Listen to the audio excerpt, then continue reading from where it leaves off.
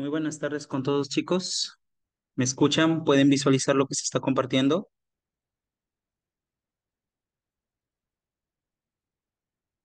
Ok, bien, buenas tardes con todos. No sean tan tímidos, pueden activar su audio, no hay ningún problema, siempre y cuando se mantenga el orden debido en la clase y sobre todo con el objetivo de acabar el tema. Muy bien. Bueno, quien les habla es el profesor Luis Urupeque. Soy de la ciudad de Lambayeque, en el norte del Perú. Y por petición de amigo Christian Barnard, me pidió de favor que venga ahí y les dicte esta clase virtual a ustedes. Imagino ya luego continuarán con él, ¿no? Bien, el día de hoy nos toca ver lo que es la parte de biomoléculas orgánicas, hablar acerca de proteínas, enzimas y ácidos nucleicos. Tener en cuenta ello, ¿no? Lo que se dicta de forma general, como decirlo, biomoléculas orgánicas 2. Muy bien. Bien, buenas tardes con todos, sobre todo con los que recién se están integrando. Ahora sí nos centramos acá a la clase, ¿correcto? ¿Qué entendemos por una proteína? Una proteína es un compuesto cuaternario, es decir, tiene carbono, hidrógeno y oxígeno, pero además de ello también puede tener otros elementos menores. Pueden tener fósforo, pueden tener azufre, incluso también estar asociados a elementos metálicos, como el caso del hierro, el zinc, el manganeso, el magnesio. Profesor, se entiende también de forma general, molecularmente hablando, como proteína, se entiende a una asociación de unas moléculas pequeñas o de unas unidades entendidas como aminoácidos. Polímeros de aminoácidos unidos mediante un enlace, el llamado enlace peptídico. Y ya que hablamos de aminoácidos, pues entendemos lo siguiente referido a un aminoácido. Primero, de forma general, ¿no? O sea, en términos holísticos, hablamos de que la proteína es como un collar de perlas donde cada perlita o cada bolita vendría a ser un aminoácido y obviamente el pabilo o el hilo que une esas bolitas viene a ser su enlace peptídico. Ten en cuenta de que las proteínas tienen diversos niveles de estructura. Acá nosotros nos estamos centrando en algo sencillo, en algo primario nada más. La finalidad de esto es que entiendas que un aminoácido, si nosotros sacamos un aminoácido y lo analizamos, ¿cómo lo podemos entender? Un aminoácido, al ser una molécula orgánica, va a tener ¿qué cosa? Va a tener un carbono. Este carbono de acá es muy importante. ¿Por qué la importancia del carbono? En primer lugar, porque como todo carbono cumple la propiedad de la tetravalencia, va a formar cuatro enlaces. Y además que este carbono tiene una propiedad de isomería. Es un carbono chiral, el cual puede girar en sentidos derecha e izquierda. De ahí que vamos a ver variantes en la posición de los radicales. ¿Cuáles son los principales radicales con los que se enlaza el aminoácido? Este aminoácido va a tener lo siguiente, mira, va a tener un radical amino y un radical carboxilo. ¿Por qué se dice que el amino es una base y el carboxilo es un ácido? Y lo vamos a ver más adelante. Estos aminoácidos son anfóteros. ¿Qué quiere decir que sean anfóteros? Tú por química lo sabes. Anfóteros que tienen comportamiento de ácido y comportamiento de base. Y por las teorías ácido-base que te enseñan en química, sabes tú muy bien que el ácido es aquel que dona protones o cede protones, mientras que la base es aquella que recibe los protones o acepta los protones. Entonces, ese comportamiento lo vamos a ver en el aminoácido. Digamos que estos radicales de aquí son radicales fijos, o sea, que van a estar presentes en todos los aminoácidos, el amino y el carboxilo. Sin embargo, el que varía o cambia, porque su mismo nombre lo dice, cambia dependiendo del tipo de aminoácido, viene a ser el radical. Este radical de aquí, ¿qué conforma? conforma la parte variable del aminoácido. Y dependiendo de su radical, los aminoácidos pues van a tener diversas naturalezas químicas, aromáticos, imínicos, aminoácidos ácidos, aminoácidos básicos, aminoácidos neutros, aminoácidos azufrados. ¿Todo ello de qué depende? Del radical. Muy bien. Ahora, ¿cuáles son las características de forma general para avanzar? Las características de un aminoácido. Se entiende que los aminoácidos son de bajo peso molecular, solubles en agua, pero su solubilidad también varía, porque algunos son solubles en agua, otros son solubles en alcohol y otros son solubles en soluciones alcalinas.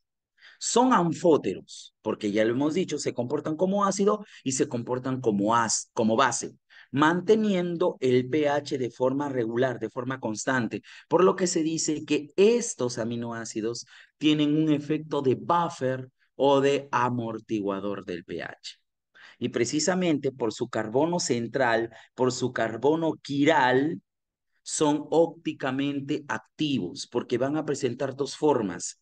El L-aminoácido, aquel que tiene su radical NH2, su radical amino a la izquierda, y el D-aminoácido, el que tiene su radical amino a la derecha. Muy bien. Entonces, en forma general nosotros podemos hablar eso de los aminoácidos. Son las unidades estructurales de las proteínas, tienen radicales fijos, amino y carboxilo, y un radical variable, o simplemente llamado radical R, el cual depende del aminoácido o del tipo de aminoácido, ¿no? Muy bien. ¿Hasta ahí tienen alguna duda o pregunta al respecto? Chicos, ¿todo bien? ¿Todo entendido? Todo claro. Muy bien. ¿Más claro que mi piel? ¿Sí? ¿Que mi piel color cartón? Muy bien, todo bien. Ok, listo. Ahora sí, muchachos. Bien. Hablamos nosotros ahora acerca de qué? Acerca de la clasificación de los aminoácidos. Hay diversos criterios para clasificar a los aminoácidos, pero Milena Rodríguez dice, ópticamente activos depende de cómo se ven, depende de la posición de su radical, depende de la posición del radical amino, como te puedes dar cuenta, acá lo voy a colocar. ¿Ya? Depende del radical amino. El amino puede estar a la derecha y puede estar a la izquierda. Aquí hay un dato que está en los textos que se manejan de biología en lumbreras. Hay un dato que dice, ¿cuál de los dos tipos de aminoácidos están presentes en las proteínas? ¿Las formas L o las formas D? ¿Qué me responden ustedes? ¿Recuerdan eso? ¿Qué tipo de aminoácidos están presentes en la estructura de las proteínas? ¿L o D? Claro, Andrea, muy bien. Las formas L son los que están presentes en la estructura de las proteínas. El efecto amortiguador para mantener el pH equilibrado, claro, dependiendo de la solución en la que se encuentren, tienen ese efecto anfótero, ¿no? Mantienen equilibrado el pH. Por eso es que si revisamos más adelante las funciones de las proteínas, vamos a encontrar la función de buffer o función homeostática, porque mantiene el pH equilibrado debido a ese efecto Anfoter. Muy bien, ahora sí. Las D sí existen, pero de forma regular o de forma más abundante, podemos decirlo así, son los L-aminoácidos los que forman la estructura de las proteínas, ¿ya? Para dejarme entender mejor esa idea, ¿ok? Listo. Ahora sí. Nosotros vamos a ver la clasificación desde el punto de vista nutricional, o sea, aminoácidos esenciales y aminoácidos no esenciales. ¿Cuándo hablamos nosotros de aminoácidos esenciales y no esenciales? Cuando el cuerpo necesita de proteína, pero no fabrica esos aminoácidos, sino que tienes que incluirlos en tu alimentación, son los llamados aminoácidos esenciales. Las células no son capaces de sintetizarlos, por lo tanto, debes comerlos obligatoriamente. ¿Quiénes son esos esenciales? Aquí tenemos la siguiente mnemotecnia: Felimetri, Valeitri, Argis. Hablamos fenilalanina, lisina, metionina, uno de los aminoácidos con azufre, treonina, valina, leucina, isoleucina, triptófano, y al final tenemos a estos dos, arginina e histidina. ¿Por qué la importancia de arginina e histidina? Porque son aminoácidos esenciales en el niño, pero cuando te conviertes en adulto o llegas a la adultez, estos aminoácidos pasan a ser no esenciales o tu cuerpo ya no los requiere con urgencia. Entonces recuerda, ¿cuáles son los esenciales en el niño, pero no esenciales en el adulto? Arginina e histidina, ¿correcto? Si hablamos de aminoácidos no esenciales, mira, ve, aquí tenemos lo siguiente, el ácido glutámico y su variante neutra, la glutamina, el ácido aspartico y su variante neutra, asparagina, y de ahí una lista de 6 aminoácidos, son un poquito más difíciles de recordar, por eso son mnemotecnia. ¿Cuál es tu mnemotecnia aquí? Acuérdate de lo que hizo el presidente más honrado que tuvo nuestro país. Sí, Alan se pegó un tiro. Muy bien, ahí está Alan García. Si hablamos de esta mnemotecnia, sí, Alan se pegó un tiro, ¿qué decimos? Cisteína, alanina, serina, prolina, glicina, ojo ahí, glicina o también llamada glicocola, ¿ya? Glicina o glicocola, ahí te lo dejé anotado en el chat, glicina o glicocola, y también tenemos la tirosina, por si acaso, ¿ok? La tirosina. Entonces, esto viene a ser la clasificación en base al aspecto nutricional, esenciales y no esenciales. Por aquí recordar ciertos datos, justo lo que te decía, aminoácidos que son azufrados, metionina y cisteína. Tu mnemotecnia, Messi, acuérdate de Leonel Messi, metionina y cisteína. Muy bien. Aminoácido más simple, ya te lo he dicho, glicina o glicocola, ¿ok? Esta glicina es abundante en el sistema nervioso, abundante en frutos como la manzana, de ahí que recomiendan el consumo, por ejemplo, de jugo de manzana para mantener activo tu sistema nervioso, ¿no? Y también aquí están los aminoácidos esenciales en el niño, pero no esenciales en el adulto, histidina y arginina. Muy bien. De esa manera hemos visto entonces las primeras introducciones, ¿no? Los primeros conceptos a las proteínas. De forma también general hablamos del enlace peptídico. Mira, ¿en qué consiste el enlace peptídico? Es la unión de un aminoácido con otro aminoácido. Pero ¿cuáles son los radicales que se unen? Se une el radical carboxilo de un aminoácido con el radical amino de otro aminoácido. Muy bien, ahí se está dando la unión. Mira, al darse la unión entre un carboxilo y un amino, se produce dicho enlace. Pero ese enlace, ¿qué va a hacer? Va a liberar o va a desprender una molécula de, ¿correcto? Se desprende una molécula de agua. Típico estos enlaces, porque también lo hemos visto en dónde, o lo has visto en dónde, de repente recuerdes, lo habrás visto en los enlaces glucosídicos, los cuales, por ejemplo, desprenden agua al momento que se forman. Los enlaces éster, los enlaces fosfodiéster, también desprenden agua cuando se forman. Entonces, ¿cómo se llaman esos enlaces que al formarse desprenden una molécula de agua? A esos enlaces o a esas reacciones se les conoce como reacciones de condensación. ¿Por qué se llaman de condensación? Porque forman o liberan o desprenden una molécula de... Muy bien, profesor. Si yo he unido dos aminoácidos, ¿cómo se llama la molécula resultante? El producto se llama dipéptido, porque son dos aminoácidos. Profesor, si uno tres, tripéptido. Si uno es 10, un decapéptido. O sea, depende de la cantidad de aminoácidos que tengas. Por eso, de forma general, los productos que se forman, ¿cómo se llaman? péptidos. Muy bien. Y de ahí pues se entienden los siguientes ejemplos.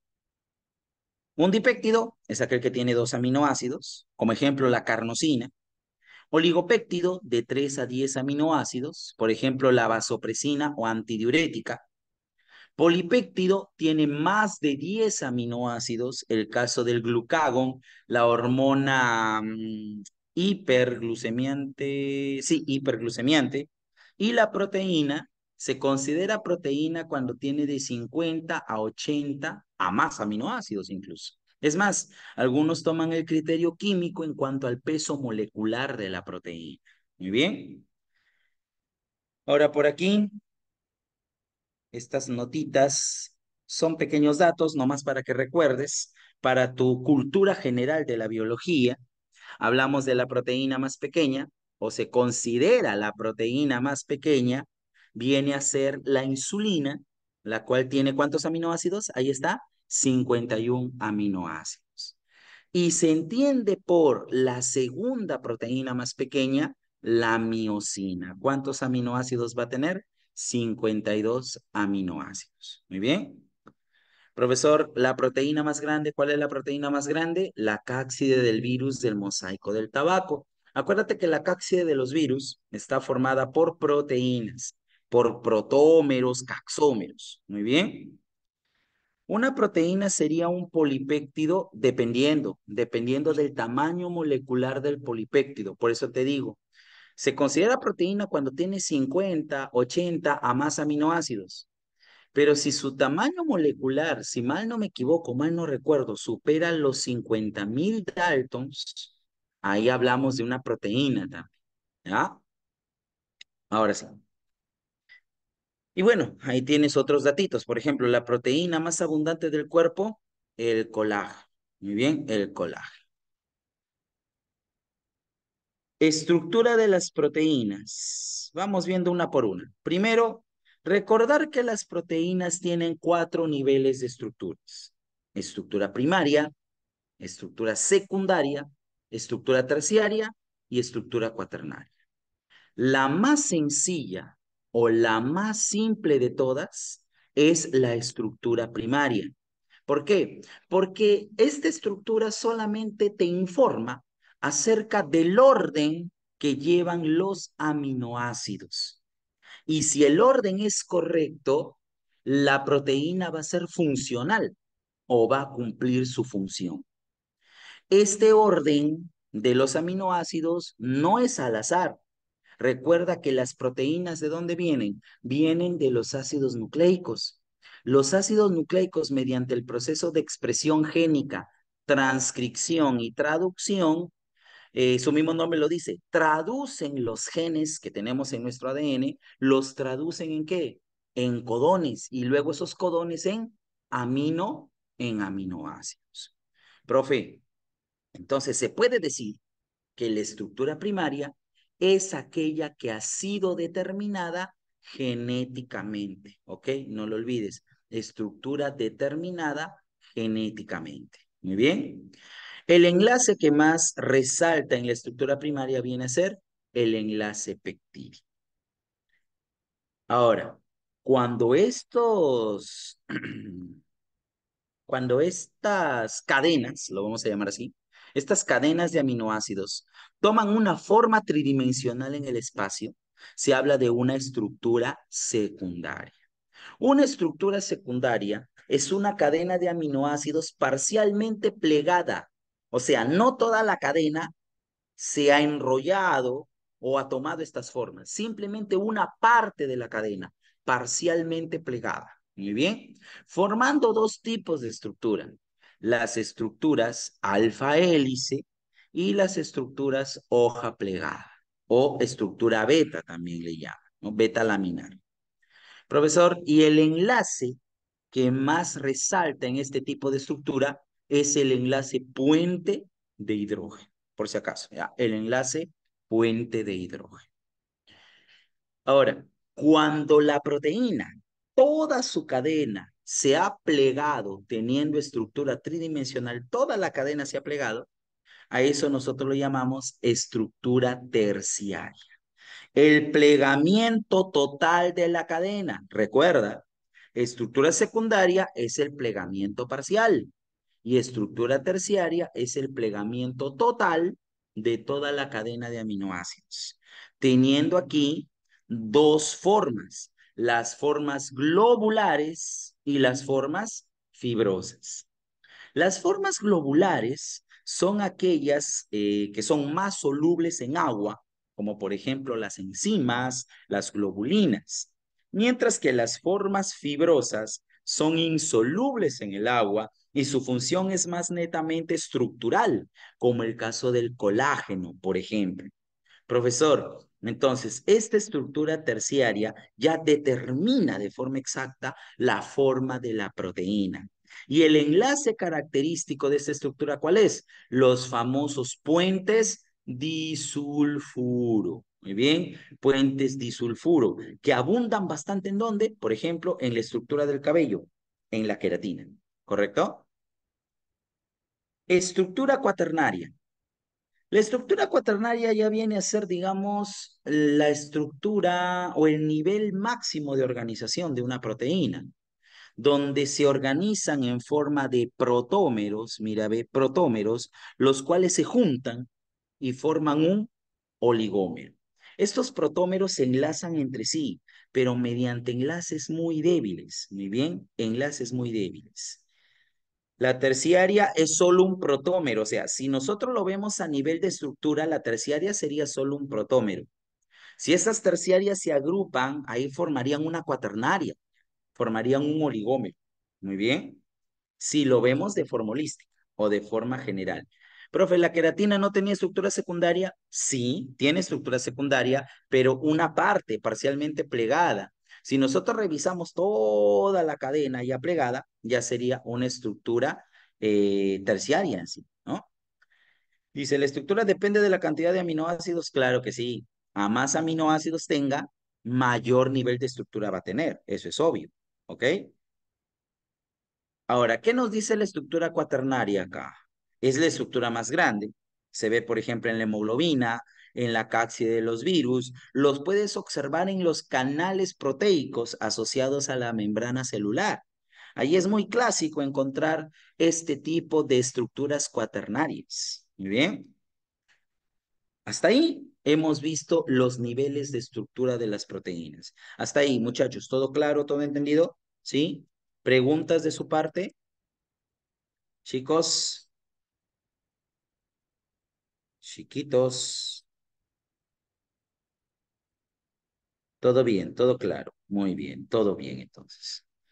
A ver, ¿puedo volver a explicar lo de los protómeros? Ya lo explicó.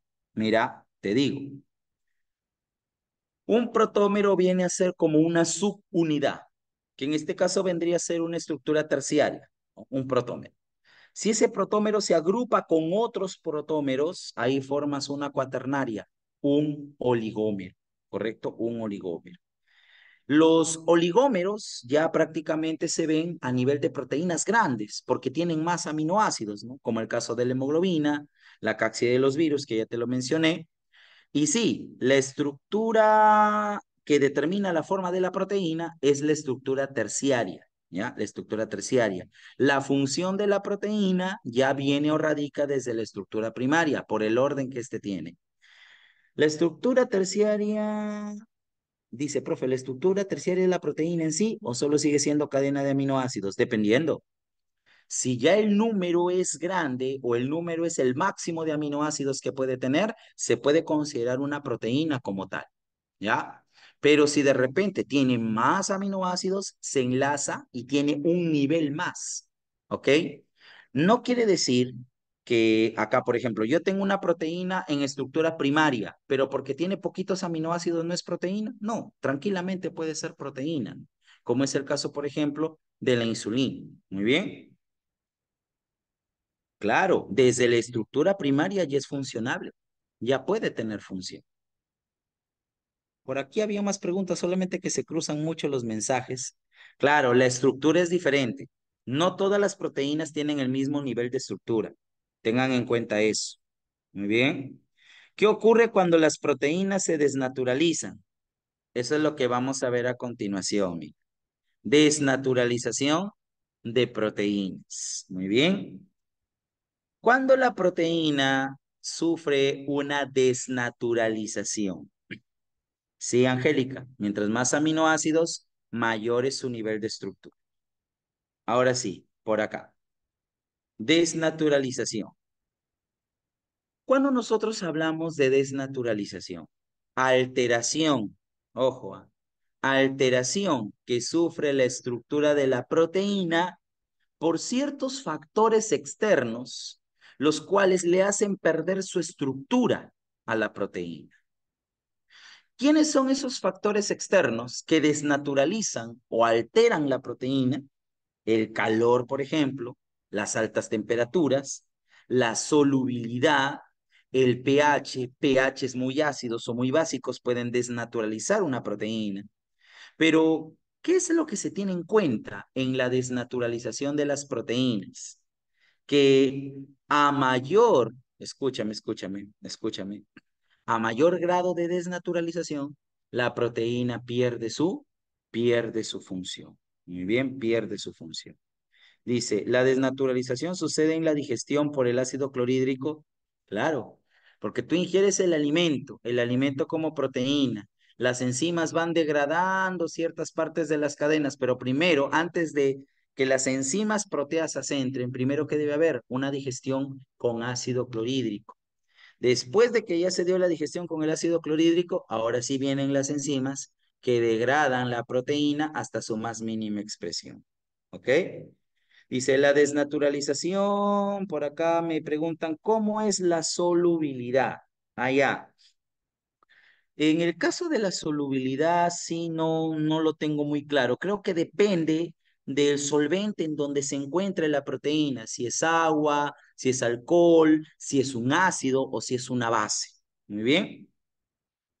Ahora, por acá también preguntan, profesor, ¿la desnaturalización de una proteína puede llegar a ser peligroso para el hombre? Sí, sí puede llegar a ser peligroso. Elevadas temperaturas en el cuerpo. Para que me entiendas mejor, entra una bacteria a tu cuerpo. El cuerpo, como método de defensa, primero agota todas las posibilidades, no todas las barreras, pero si la bacteria o el microorganismo atraviesa todas esas barreras, ahora sí, el sistema inmune establece otros métodos.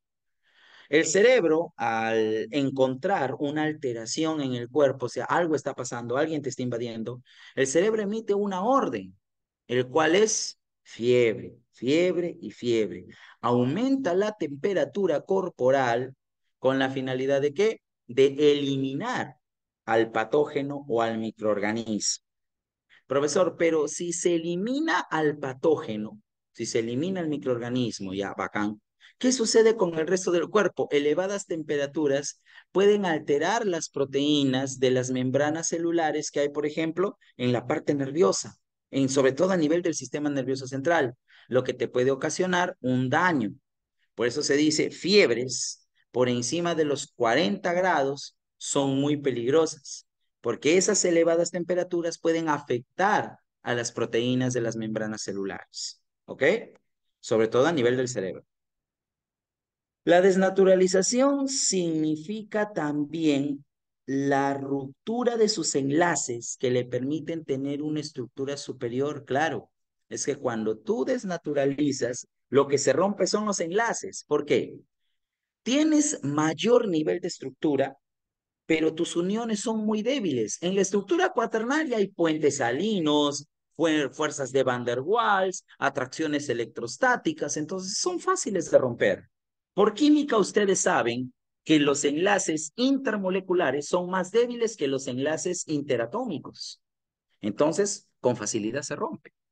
Viene la estructura terciaria, el puente disulfuro no lo aguanta tanto. Estructura secundaria, el puente de hidrógeno no lo aguanta tanto. Y al final, ¿quién sí es el más estable de todos los enlaces? Que difícilmente la desnaturalización lo rompa, es el enlace peptídico, por si acaso. El enlace más estable viene a ser el enlace peptídico. Muy bien. El colágeno como tal, ya como triple hélice de colágeno, ya tiene estructura terciaria, porque es una proteína fibrosa. ¿ok? Terciaria. El enlace peptídico ya es roto por las enzimas, precisamente, ¿no? Las enzimas, ¿ya? Las enzimas, claro que pueden desnaturalizarse, lo vamos a ver más adelante. Dice, profesor, ¿puede retroceder la diapositiva para tomar captura? No se preocupen, al finalizar la clase, con su tutora o administradora, les he dejado el material para que se los pueda reenviar. Muy bien, el material completito, ¿ya? No se preocupen. Muy bien. La proteína ya no puede regresar, claro. La desnaturalización es un proceso natural irreversible. Ya no retorna a su forma original, salvo sea en condiciones controladas. Cuando la proteína se desnaturalizó, imagina, estás en un laboratorio, se puede aplicar el proceso de renaturalización. O sea, con la renaturalización, la proteína puede volver a tener su estructura normal. Muy bien. Bien, ahora sí, chicos, avanzamos, porque recién estamos en la primera biomolécula. Función biológica de las proteínas. Componentes de casi todas las estructuras celulares. Las proteínas forman parte de la queratina, forman parte de las matrices de los tejidos, sobre todo en el tejido conectivo. Regulan la expresión del mensaje genético, claro que sí, porque muchas proteínas tienen participación activa en procesos de transcripción y traducción. Incluso actúan como factores de transcripción. También participan activamente del metabolismo celular. Y es más, las proteínas se consideran las biomoléculas orgánicas más abundantes en la célula animal, por si acaso. Hubo una pregunta de admisión, que bueno, no es tan deco, pero la pregunta era directa, ¿no? ¿Cuál es el componente químico más abundante en la membrana celular? Y la mayoría atinaba a decir qué cosa, fosfolípidos, porque son, digamos, lo principal en la arquitectura del mosaico fluido. Pero la respuesta que dio la universidad era proteínas, porque en sí las proteínas son más abundantes que en los mismos lípidos, ¿ok? Tener en cuenta ello, ¿ya? Ahora, los alimentos que a veces consumimos también son reserva de aminoácidos esenciales. Por ejemplo, en el huevo encontramos las ovoalbúminas, encontramos la vitelina en la yema del huevo. En el caso de, en el caso de la leche, encontramos la caseína, por ejemplo. Muy bien.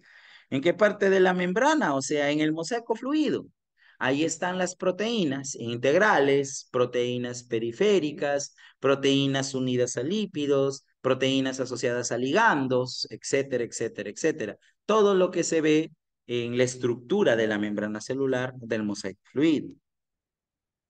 Bien, continuamos. Algunas favorecen el transporte de moléculas y de átomos, también relacionado con el transporte de los gases. Por ejemplo, la hemoglobina se encarga de transportar oxígeno y dióxido de carbono en la sangre de los vertebrados. Son biocatalizadores, es decir, funcionan como enzimas. De ahí más adelante vamos a ver cómo es que participa una enzima activamente.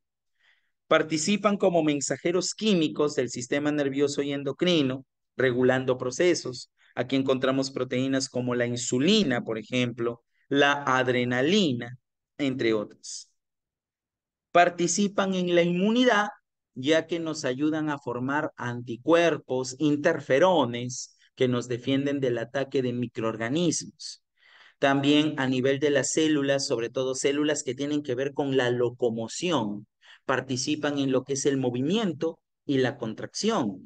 Proteínas como la actina, la miosina, la troponina, y si hablamos de músculos lisos, músculos viscerales, tejido muscular liso de los vasos sanguíneos o tejido vascular, ahí encontramos, por ejemplo, calmodulina para lo que es su contracción. Profesor, también amortiguan el pH. Mira, justo de lo que hablábamos, son anfóteros porque amortiguan el pH, actúan como buffers o reguladores del pH. Muy bien. Anticuerpo es lo mismo que inmunoglobulina.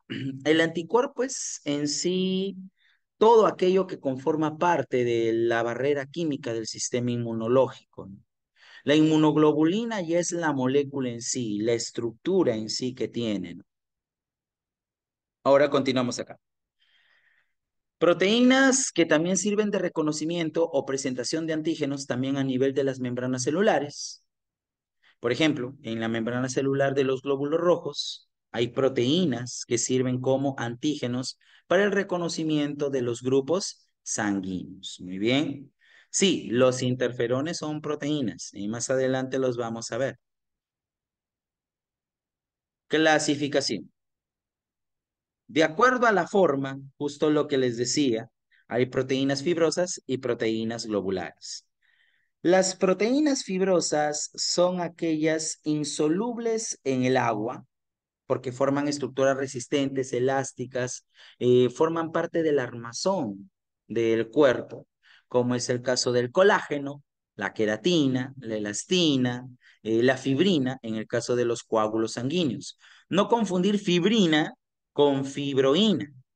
La fibrina, ojo, ojo, la fibrina, proteína de los coágulos sanguíneos, y la fibroína se encuentra en la seda producida en la telaraña, obviamente que producen ciertas especies de arácnidos. Muy bien. Entonces, ¿qué encontramos en la seda de la telaraña? Encontramos fibroína, por si acaso. Proteínas globulares, muchachos, globulares, solubles en el agua. Estas de acá manifiestan más de dos tipos de estructuras secundarias, por si acaso. O sea, pueden tener hélice alfa y a la vez hoja beta laminar. Puede que tengan un mismo tipo de estructura o tienen diversos tipos. En las proteínas globulares encontramos a las enzimas, a los anticuerpos, los interferones, aquí están, las histonas, que son proteínas que se empaquetan en el ADN de las células eucariotas, formando posteriormente los diversos niveles de organización del material genético eucariota. Muy bien. Una pregunta que se me vino a la mente ahorita, ¿cuál es la histona de las histonas que están en la cromatina eucariótica? ¿Cuál es la histona que presenta importancia evolutiva? ¿Te acuerdas? Histona que presenta importancia evolutiva. ¿Alguno de ustedes? Son 5 histonas distintas, H1, H2A, H2B, H3 y H4. ¿Cuál es la que tiene importancia evolutiva? Es la histona H1. Recuerda que la H1, muy bien, no forma parte del nucleosoma, sino se encuentra en el ADN espaciador que separa a dos nucleosomas. ¿Correcto? Bien, hasta ahí hemos visto entonces clasificación de acuerdo a su forma. Clasificación por su función biológica. De acuerdo a su función biológica están las estructurales, forman parte de la queratina en la piel, en las uñas, en los cuernos, la fibroína en la seda de la telaraña, justo lo que te dije, el colágeno en la matriz extracelular del tejido conjuntivo, principalmente.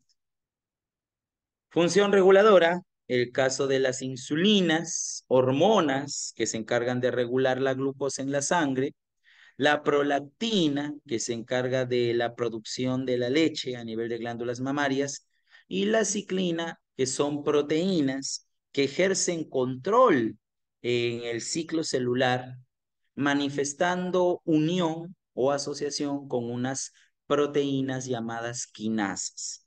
Quinasas dependientes de ciclina más ciclinas se encargan del control del ciclo celular. Muy bien. Proteínas contráctiles como la actina, la troponina, también a nivel de citoesqueleto, podemos encontrar la misma actina, las tubulinas, o a nivel de, ¿cómo se llama esto? O a nivel de flagelos, a nivel de cilios, las dineínas para el movimiento. Ahora, por acá me preguntan, una proteína que participa de manera activa en el metabolismo, las enzimas en general, ¿no? En general, todas las proteínas tienen esa función activa en el metabolismo, función enzimática, ya que permiten procesos como la glucólisis, el ciclo de Krebs, la fermentación. Recuerda que sin las enzimas, ningún proceso biológico de catabolismo o anabolismo pudiera ocurrir, ya que son ellas las que ejercen prácticamente esa responsabilidad de acelerar las reacciones químicas. Muy bien, continuamos entonces. Proteínas transportadoras, como el caso de las hemoglobinas, transportan oxígeno en la sangre de los vertebrados. Tenemos el caso de las proteínas enzimáticas, las amilasas, las nucleasas de restricción, muy utilizadas en ingeniería genética. Pregunta, ¿las enzimas pueden ser desnaturalizadas? Sí, sí, las altas temperaturas desnaturalizan las enzimas porque son proteínas. Profe, ¿la ciclina con quién trabajaba?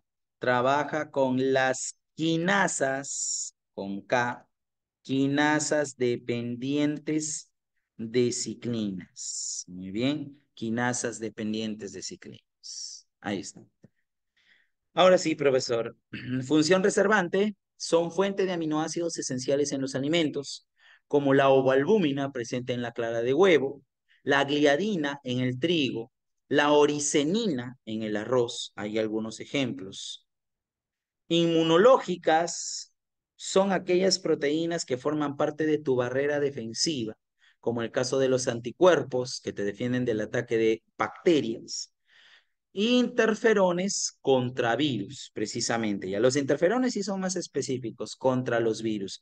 ¿Por qué se llaman interferones? Porque interfieren en la replicación del virus o en el ciclo de replicación viral. De ahí el nombre, interferón. Ahora, los anticuerpos, podemos decir, nos defienden contra las bacterias, pero en sí nos defienden de cualquier elemento extraño, estos anticuerpos. Continuamos con la función energética. Sí, las proteínas también proporcionan energía mediante el proceso de desaminación oxidativa. 4,1 kilocalorías de energía, pero su producción de energía no es como los carbohidratos a corto plazo, no, es una producción de energía a largo plazo. Muy bien. Ahora, continuamos por acá. Por su criterio químico, bueno, solo para mencionarlo, hablamos de holoproteínas conformadas solamente por aminoácidos, o sea, no tienen otra molécula, solamente aminoácidos. El caso de las ovalbúminas, los fibrinógenos, las cupleínas como proteínas que se encuentran en las hueveras del arenque, las histonas asociadas al ADN de las eucariotas. Y tenemos las heteroproteínas o proteínas conjugadas, aquellas proteínas que están constituidas por aminoácidos y aparte tienen una molécula llamada grupo prostético. Muy bien, grupo prostético. Este grupo prostético puede ser un glúcido, puede ser un lípido, un ácido nucleico, un grupo hemoporfirino, un fosfato. Muy bien, ahí está. Eso es de forma, digamos, general lo referido a las proteínas. Muy bien. La desaminación oxidativa es un proceso en el cual en la célula se catabolizan las proteínas y los aminoácidos, eliminando el grupo amino de la molécula. Por eso se llama desaminación. Se elimina el grupo amino. Y en el caso del resto del aminoácido, que viene a ser el grupo carboxilo, el radical, todo ello se va hacia otras rutas metabólicas. Por ejemplo, el ciclo de Krebs, el caso de la glucólisis misma, entre otros procesos. ¿Ah? Muy bien. Ahora observamos las enzimas. La palabra enzima significa fermento, fermentos, descubiertos por Buchner hace, bueno, regular tiempo. Hablo aproximadamente de mediados del siglo XIX, donde Buchner los aísla. Sin embargo, es Pasteur quien asocia la actividad de las enzimas con las fermentaciones microbianas. El término enzima como tal fue acuñado por Wilhelm Kühne en 1887, como lo puedes visualizar. Aparte, se entiende que estas enzimas, de forma general, ¿qué podemos decir? Proteínas globulares cuyo papel principal o función fundamental es que son biocatalizadores. Cada vez que tú escuches enzima, de frente con qué lo relacionas, con los biocatalizadores. ¿Qué quiere decir que sean biocatalizadores? Ahí la pregunta para ustedes, muchachos. ¿Qué quiere decir que sean biocatalizadores?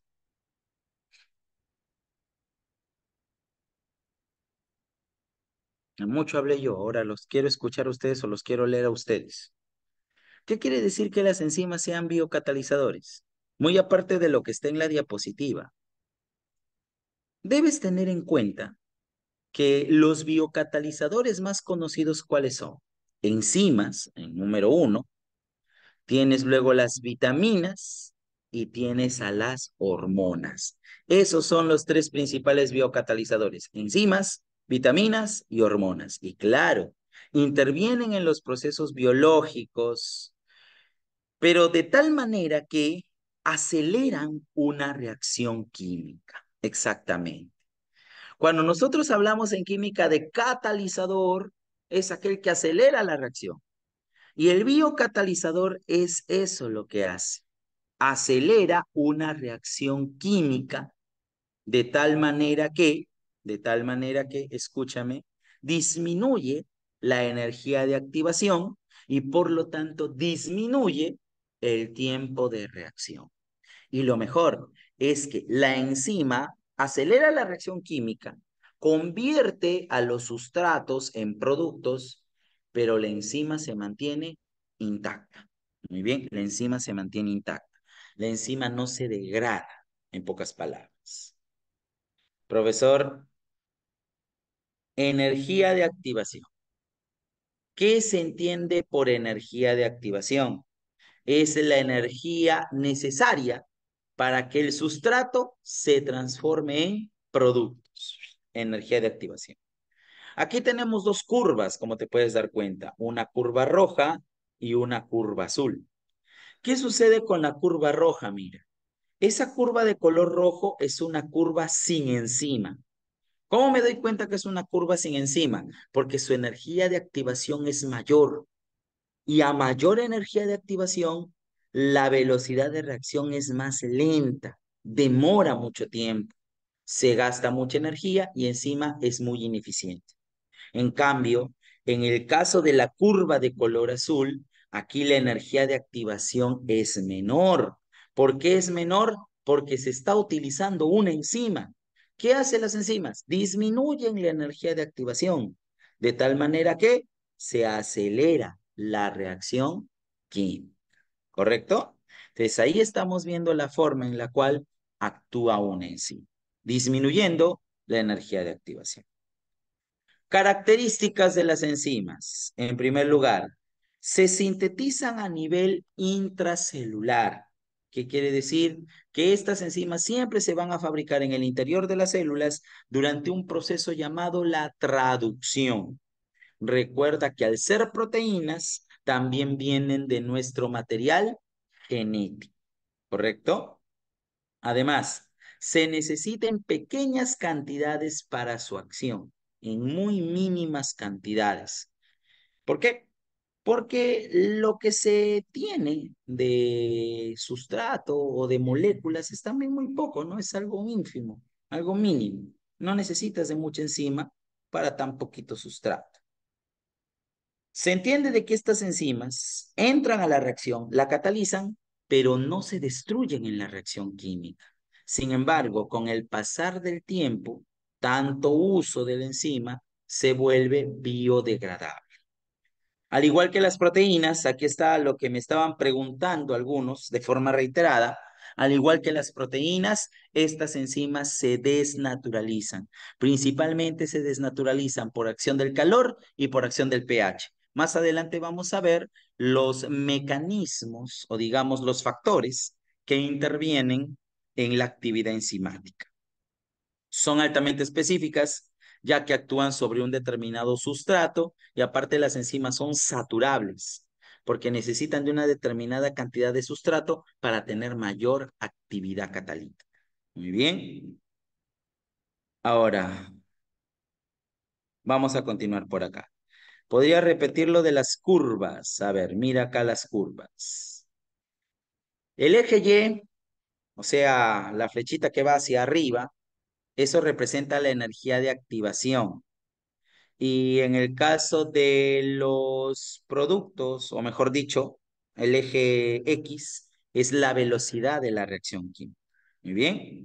Entonces, a mayor energía de activación, la curva de color rojo, a mayor energía de activación, la velocidad de reacción es lenta. Demanda de mucha energía y se vuelve lenta. Aquí se entiende que es una reacción sin enzima. Pero ¿qué pasa si yo le coloco enzima? Con enzima, la energía de activación disminuye. Al disminuir la energía de activación, la velocidad de reacción también disminuye. Por lo tanto, se da de una forma más rápida. Muy bien. Vamos a continuar entonces. En el caso de que hubiera un exceso de enzima, ¿sería perjudicial? De repente al metabolismo sí, puede ser perjudicial, ya que las enzimas necesitan degradar cierto sustrato de forma continua o de repente en ciertos momentos. Si esa degradación o esa actividad de la enzima se ve afectada por una concentración de la enzima, entonces sí puede ser perjudicial. Puede ser por concentración mínima, por debajo del umbral, o también por un exceso por encima del umbral. Muy bien, vamos a continuar por acá entonces. Profesor, disculpe. No escucho, disculpen. Profesor, disculpe, ¿me escucha? Ahora sí te escucho.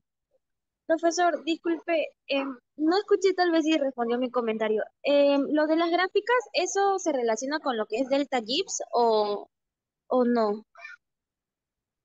No, la energía de activación, eso es lo que se ve en química, viene a ser aquella energía en la cual el sustrato se convierte en productos, ¿no?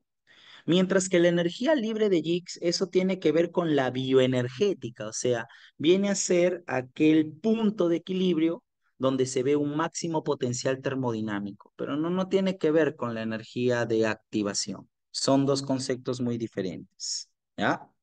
Ah, ok, No profesor, se gracias. preocupen, ¿ok? No se preocupen por las capturas, ya saben que les voy a enviar o ya les envié, al final de la clase les van a mandar el material, ¿ok? El material teórico. Bueno, esta estructura de la enzima viene a ser una estructura muy general, ¿ya? O sea, no necesariamente una enzima va a ser así, por si acaso. Muy bien. Miren, hablamos acá de que la enzima va a tener un cuerpo formado por aminoácidos estructurales y aparte va a tener un sitio activo, el cual se va a unir con el sustrato. Este sitio activo se va a unir, o mejor dicho, está conformado por aminoácidos de fijación y por aminoácidos catalíticos, los cuales se encargan de hacer la actividad, la catálisis, la ruptura del sustrato para convertirlo en productos. Sin embargo, hay enzimas que necesitan, aparte de un sitio activo, necesitan de un cofactor enzimático. ¿Qué se entiende por un cofactor enzimático? Es una molécula no proteica que es requerida por algunas enzimas para que tengan actividad o para que su velocidad de reacción sea mayor. Es el caso, por ejemplo, mira, ve, tenemos acá un ejemplo. Tenemos a la apoenzima. ¿Qué es la apoenzima? Es una enzima inactiva, no tiene actividad. Pero cuando esta enzima se une con su cofactor enzimático, ¿en qué se convierte? En holoenzima. Y esta holoenzima sí viene a ser una enzima activa, por si acaso, ¿ya? Apoenzima más cofactor enzimático que forma una holoenzima. Estos cofactores tienen diversas naturalezas. Pueden ser cofactores inorgánicos o cofactores orgánicos. Los inorgánicos corresponden a iones metálicos y los más esenciales o los más comunes acá son el magnesio, el zinc, el cobre, el hierro, entre otros. Mientras que los cofactores orgánicos son las llamadas coenzimas. Y aquí vamos a encontrar a un gran número de vitaminas del complejo B, como por ejemplo la B3, la B8, la B6, la B5, la coenzima Q, la coenzima A, entre otros. Muy bien. Esos vienen a ser entonces los cofactores enzimáticos. ¿Cómo se da el modo de acción enzimática? ¿De qué manera actúan las enzimas? Ojo aquí, mira. Para empezar, tienes que reconocer tres letritas fundamentales.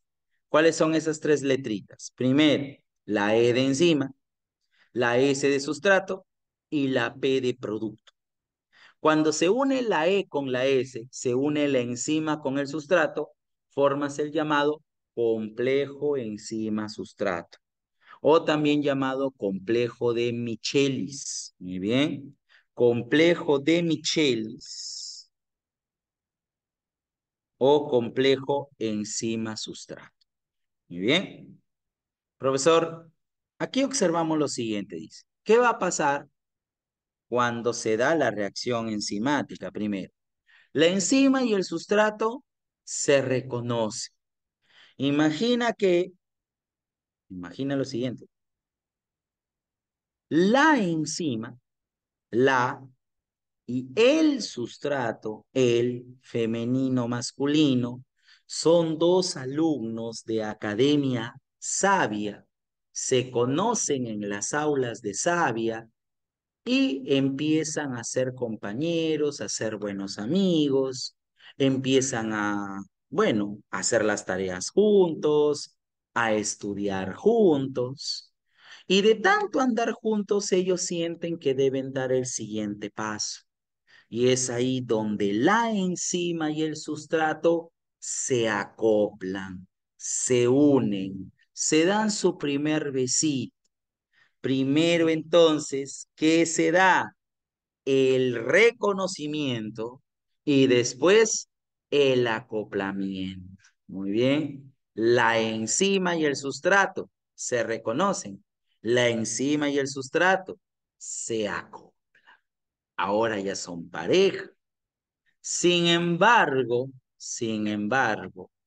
por algo es la enzima. Y la enzima es femenino. Y con lo femenino hay que tener mucho cuidado. Porque ¿qué hace la enzima?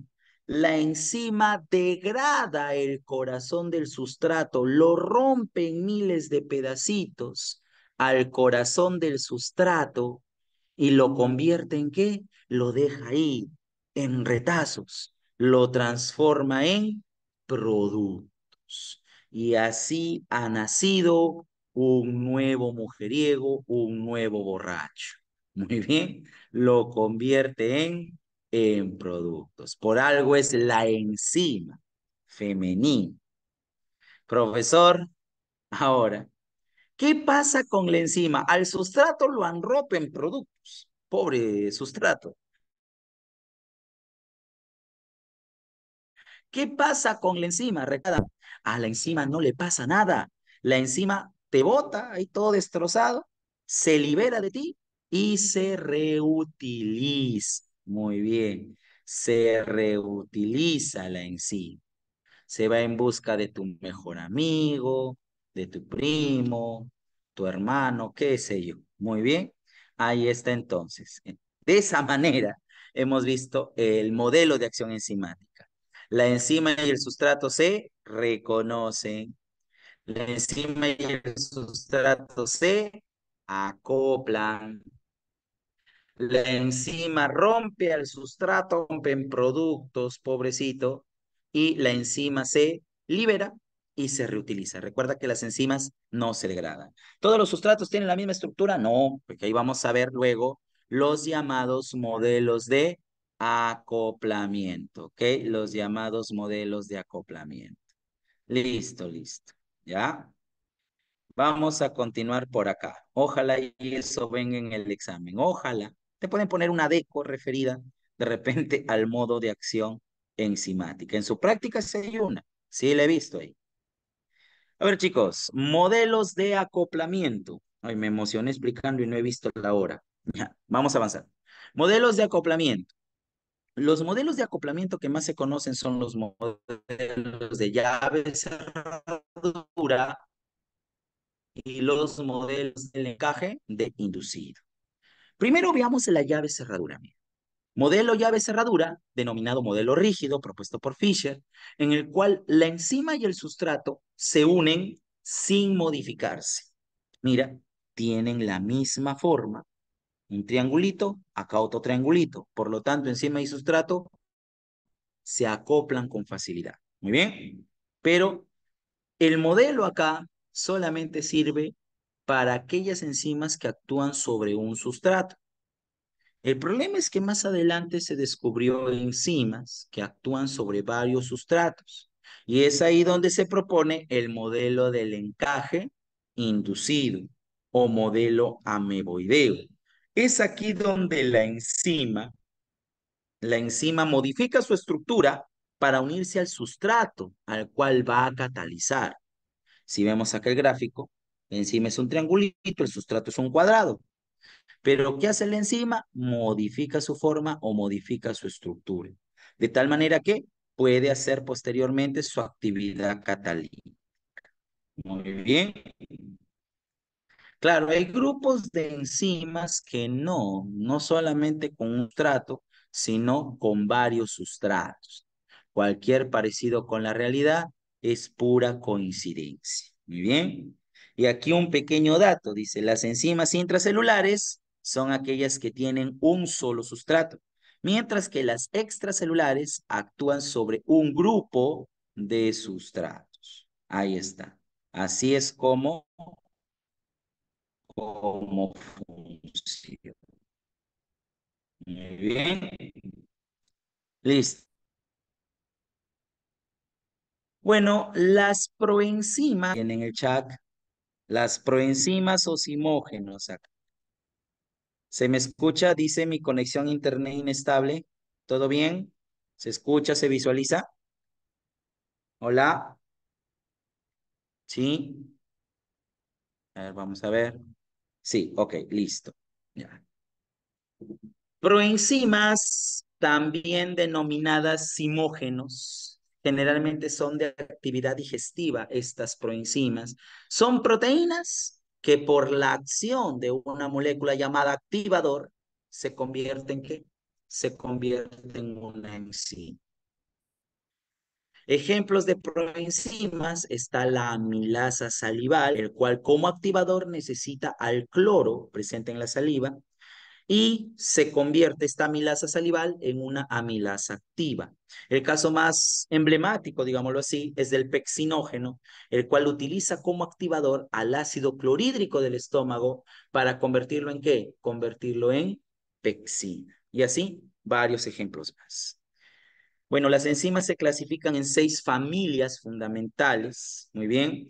Claro, en tu saliva hay ion cloruro.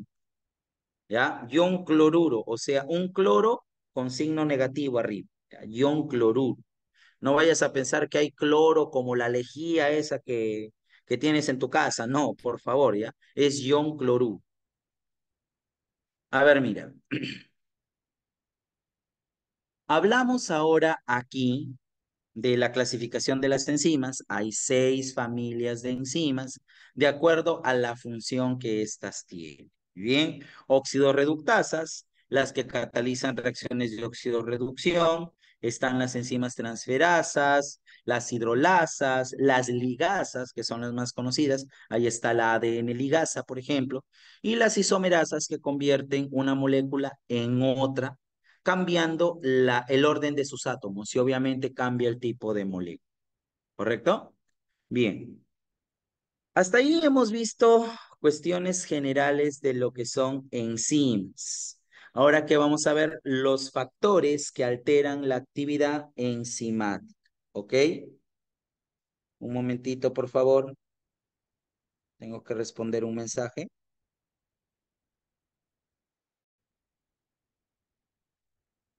Ya, a ver, vamos a continuar por acá. Por aquí veo una pregunta muy interesante que me habla acerca de el sitio alostérico y el sitio catalítico. El sitio catalítico es aquel sitio donde se une la enzima con el sustrato, o sea, ahí es donde va a participar precisamente, es el punto o el aminoácido que participe en la catálisis. El sitio alostérico, ¿qué viene a ser? El sitio alostérico es aquella zona de la enzima, una concavidad, donde se va a unir una molécula llamada modulador.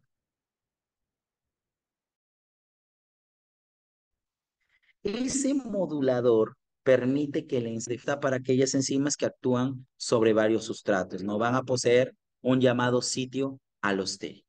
Muy bien. Bien, vamos a continuar entonces con los factores que alteran la actividad enzimática. Las enzimas participan a una temperatura óptima, pero ¿qué pasa si tú le bajas la temperatura o le subes la temperatura? Mira, ve. A bajas temperaturas, las enzimas se inactivan por rigidez molecular. De nada, Frank. Se activan por rigidez molecular. Haz un experimento. De repente, ¿no? Te puedes conseguir, bueno, es un poco difícil conseguir enzimas porque su costo es un poco elevado, pero imagina que estás en la universidad en un laboratorio. Tienes un trozo de papa o papa trozada así en pedacitos, retacitos, le agregas agüita y le agregas la enzima amilasa. ¿Cuál es la función de la amilasa? Degradar el almidón. Luego, a otro tubito de ensayo, ponle papa trozada y agrégale enzima amilasa, pero esa enzima amilasa la has sacado de una refrigeradora, la has tenido congelando a la enzima. Agrégale unas gotitas de esa enzima fría, tiene bajas temperaturas, te vas a dar cuenta que no va a hacer su función. Entonces, como no hace su función, ¿qué se dice? Ah, ya la enzima se ha inactivado porque ha estado en un ambiente frío, se ha inactivado por rigidez molecular. Regrésalo a su temperatura normal y vas a ver cómo la enzima vuelve a funcionar. Pero ¿qué pasa cuando las enzimas se someten a altas temperaturas? Ahí sí ya la enzima se desnaturaliza y por ende pierde su función. Muy bien, pierde su función. ¿Correcto? Eso viene a ser con respecto a la temperatura como factor que altera la actividad enzimática. El pH, mira, las enzimas presentan un pH óptimo para su actividad. La punta máxima de la curva, tú ves esta curva de color azul, la cúspide o la puntita viene a ser la máxima actividad catalítica. Pero si tú le bajas el pH o le subes el pH, esa enzima ya no funciona ya, pierde su actividad. ¿Ok? Dice, profe, ¿qué efecto tiene el limón sobre el pescado? Que yo sepa, no solo se produce la cocción, solo que la proteína cambia. Claro, hay una desnaturalización, ¿no? Se puede decir que el pH ácido que contiene el limón es lo que está alterando la proteína que se ve ahí en la carne, ¿no? Se está desnaturalizando. Lo mismo sucede con la leche cortada. Tú agrégale gotas de limón a un poco de leche en un vaso y vas a ver cómo se va a cortar, porque las proteínas se están desnaturalizando al haber un cambio del pH. Muy bien, un cambio del pH. Pero es con leche de vaca. No le vayas a meter leche de tarro, leche ideal, leche gloria, porque eso ni es leche por último. Esas leches ya de tarro son procesadas, pasteurizadas y la mayoría de proteínas que contiene pues ya se han perdido por la desnaturalización. Eso ya prácticamente son mezclas lácteas. A ver, dice, las enzimas tienen un tipo de estructura en sí. Si hablamos de estructura de las proteínas, es estructura terciaria y algunas hasta cuaternaria, ¿ok? Tiene esos dos niveles, las enzimas, si te refieres a eso. Ahora, si te refieres a la forma, son globulares, ¿ok? Continuamos por acá, continuamos. Concentración de enzima, concentración de sustrato también afecta a la enzima o a la actividad catalítica de la misma. Los activadores también son minerales que pueden actuar tranquilamente como cofactores enzimáticos y generar la actividad enzimática. Pero también existen moléculas llamadas inhibidores. Esos inhibidores se colocan en el sitio activo, evitando que la proteína, pues, o la enzima funcione. La inhibición es característica ¿en dónde? Característica cuando te alcoholizas demasiado. Ingresaste a la San Marcos, estás feliz, tiras la casa por la ventana, guascón, cerveza, chicha, tequila, vodka, agua de florero, todo le metes. Al día siguiente, pobrecito, chaque, ni te puedes parar, ¿no? Sobrado viene ahí alguien, te hace lo que quiere, ¿no? Profe, entonces, ¿qué es lo que ha pasado? El alcohol, el etanol, ha ocupado el sitio activo. En vez de que venga el sustrato y haga su actividad normal, el alcohol está ocupando el sitio activo. Es por eso que a nivel del sistema nervioso, el alcohol, ¿qué hace? El alcohol prácticamente te obnubila, el alcohol te manda y ya no tienes control de tus impulsos sobre ti mismo. Es por eso que un borrachito generalmente pues pierde el equilibrio. Profesor, ahora sí, vamos a continuar acá. Eso es lo referido a las enzimas, ¿ok?